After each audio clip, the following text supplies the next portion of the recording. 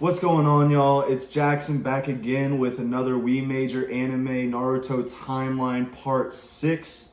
Today we're going to mainly be covering the Chunin exam arc, which kind of leads into the Konoha Crush arc, which is a video for another day, but they kind of tie in together, so we'll see what happens.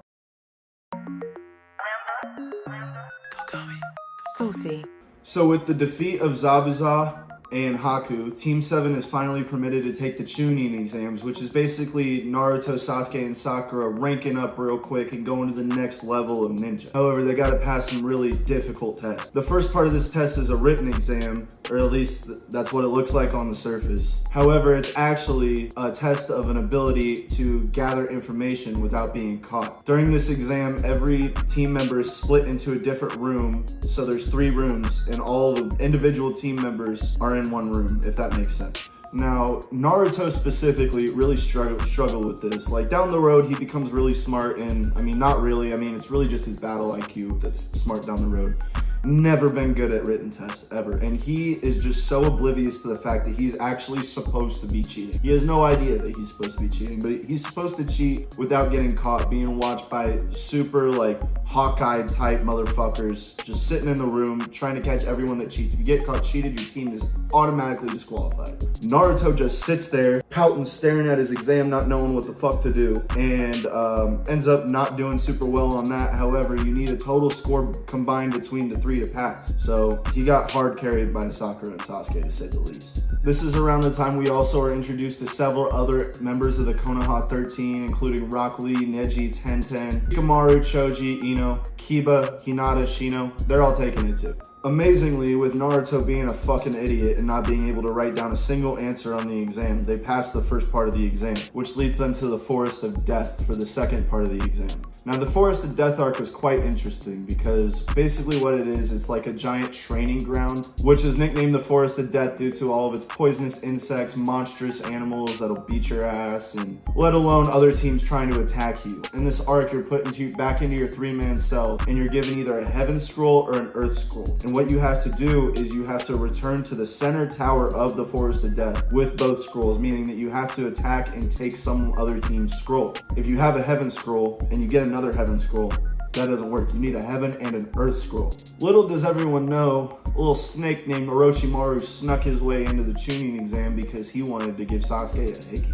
So Team 7's struggling to make their way through, and this is when they meet another little snake in the grass named Kabuto, who Kabuto is actually, in my opinion, one of the most interesting characters in the entire series. Kabuto has this identity crisis where he doesn't know who he is, he just knows that he's a spy for somebody. In this case, he's mainly a spy for Orochimaru, but he spent most of his life being a spy for almost everybody else. They befriend Kabuto, who's posing as their friend, of course, not actually their friend, in order to set him up.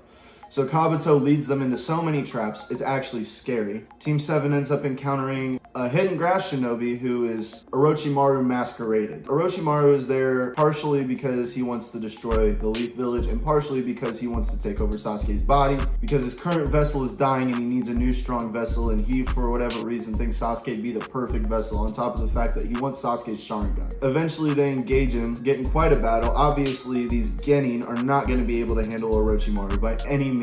Orochimaru just slithers his neck fucking 1,000,000 feet long, bites Sasuke on the neck, gives him a little chakra hickey, also known as a curse mark. It's Orochimaru's way of reincarnation. If he dies, he can just pull himself out of Sasuke's body. He has the same thing on Anko and a few other people. So he gives Sasuke the curse mark, and what this curse mark does is, first off, not everyone can handle the curse mark. I believe it's like 1 in 10 people like don't die from it. Like, most people die from it because it's too much for their body to handle.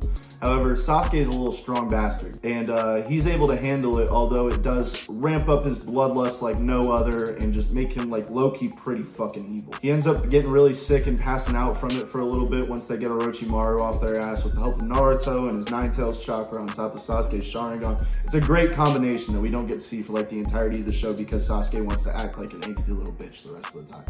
I will tell you how I really feel. Sasuke is a bitch. I don't fuck with him. Go home. Go. We don't want you here. Sasuke passes out for a little bit. So does Naruto. Next thing you know, it's just Sakura by herself, taking on some hidden sound shinobi. They're like high attuning to low jonin level, and obviously they're gonna be too much for Sakura to handle by herself, because at this point in the show, she is like so useless. She can't do shit. Neither one of her parents are shinobi. She has no like natural talent other than she has insane chakra control. And it's really just due to how much she practiced, because she really wanted to be a ninja. Good for her. But at this point, the biggest thing she'd done up into the show was literally nothing. She has quite a breakthrough moment. Someone's got a handful of her hair and she just cuts her hair. I don't know why that had to be such a breakthrough moment, but it was, so we're gonna call it what it is. Regardless, she struggles until Rock Lee pulls out of fucking nowhere and just beats someone's ass, and then gets his ass beat, and then they get a little bit of help from the Inoshika trio. And then Sasuke wakes up and just breaks a dude's arms off in front of her. It was actually crazy. One of the most violent things you see in the show. I mean, I guess you see some people die, but you don't necessarily see Sasuke just turn evil and break someone's arms off like that. He did it to help Sakura, but it also seemed like he had some evil intent behind it. They defeat him, they take their Earth Scroll. So they move to the center tower, where they finally complete the exam, and they meet Iruka Sensei, and they are immediately taken to the preliminary rounds of the third part of the exam. The third part of the exam is a 1v1 battle. It's almost like a tournament, and it's really cool. We get to see, honestly, probably one of the coolest fights in the whole series between Gaara and Rock Lee. For those of you who don't know, Gaara is a sand shinobi who is the son of the Kazekage. He can manipulate sand because his mother's dead soul just takes over the sand and protects him. It's called the ultimate defense. And we also get to see some crazy shit out of Rock Lee, who low-key almost won that shit. It was really close until Gaara got pissed off and decided to just break his whole right side. It was kind of sad. We get to see a little bit of Lee's 8 gates and the Hidden Lotus, which is honestly a really strong jutsu. Even though it's only a physical taijutsu attack, Lee can't use ninjutsu. It was really cool. You see him drop his fucking giant ankle weights that have got to be at least a ton. They're so heavy. Like, roll the clip.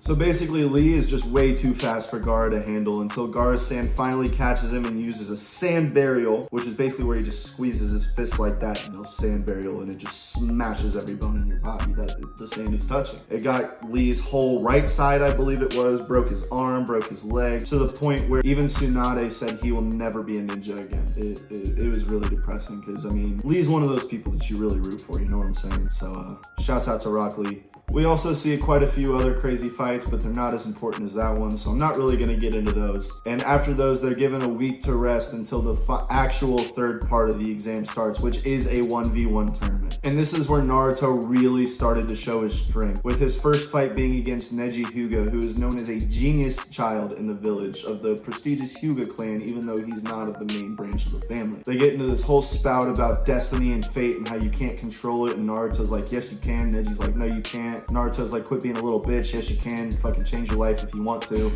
Absurdly, somehow Naruto ended up beating Neji. It was actually kind of crazy. We also see Shikamaru battle Tamari, who's Gaara's older sister, in quite a battle, but Shikamaru's a fucking genius of a man and ends up winning. Sakura also fought her rival Ino, which is, in my opinion, like it was low-key, like, not a very entertaining fight, to be honest with you. Sakura doesn't get entertaining until damn near Boruto.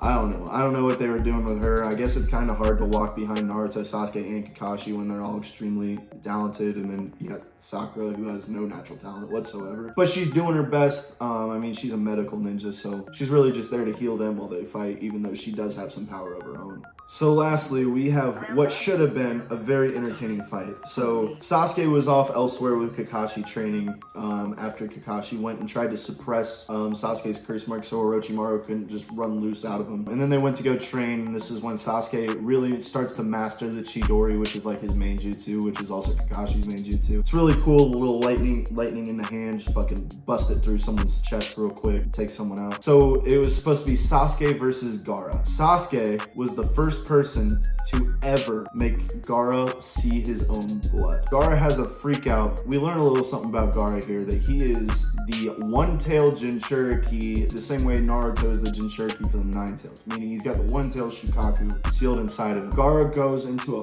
fucking rage and lets Shukaku start running loose, and this is about the time that the Konoha Crush starts. And the Konoha Crush is basically Orochimaru's win to just destroy the Hidden Leaf Village just cuz. It was a joint mission with the Hidden Sand, and there are a couple spies in there or whatnot. There's a lot of sketchy shit going on. Konoha Crush starts, the village starts getting attacked, and it is now time to defend it.